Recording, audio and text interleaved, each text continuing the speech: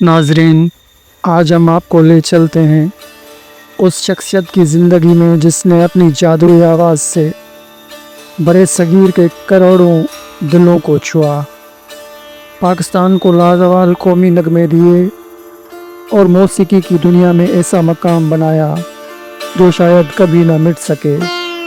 جی ہاں، ہم بات کر رہے ہیں ملکہ ترنم میڈم نور جہاں کی۔ نور جہاں کا اصل نام اللہ رسائی تھا۔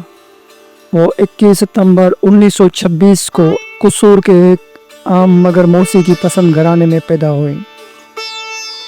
بچپن ہی سے ان کے گلے میں سر کا ایسا جادو تھا کہ لوگ حیران رہ جاتے۔ والدین نے اس شوق کو پہچانا اور انہیں موسیقی کی باقاعدہ تعلیم دلوائی۔ چھوٹی سی محفلوں میں نعت اور گیت گاتی تو سامعین جھوم اٹھتے۔ یہی وہ لمحے تھے جب ایک عظیم فنکارہ جنم لے رہی تھی۔ صرف 9 برس کی عمر میں نور جہاں نے پنجابی فلموں میں بطور چائلڈ آرٹسٹ کام شروع کیا۔ 1935 میں فلم پنڈ دی کڑی میں پہلی بار آواز دی۔ جلد ہی وہ بمبئی پہنچ گئی، جہاں آل انڈیا ریڈیو اور فلمی دنیا میں ان کی آواز گونجنے لگی۔ 1942 میں فلم خاندان ریلیز ہوئی اور نور جہاں شہرت کے بلندیوں پر پہنچ گئی۔ خوبصورت چہرہ، شاندار اداکاری اور سریلی آواز نے انہیں برے صغیر کی سپر اسٹار بنا دیا۔ 1947 میں برے صغیر کی تقسیم کے بعد نور جہاں نے بمبئی چھوڑا اور پاکستان آئیں۔ یہاں انہوں نے نئی قائم ہونے والی فلم انڈسٹری کو اپنی آواز سے نئی زندگی بخشی۔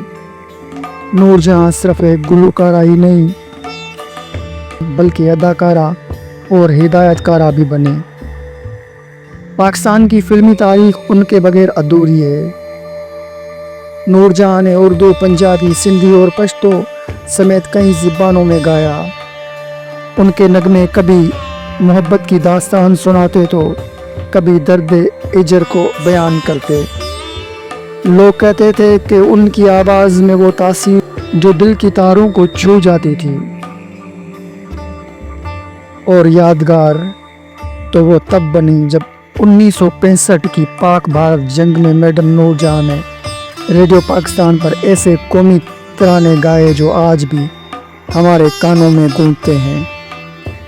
اے پتر ہٹاتے نہیں دکھدے۔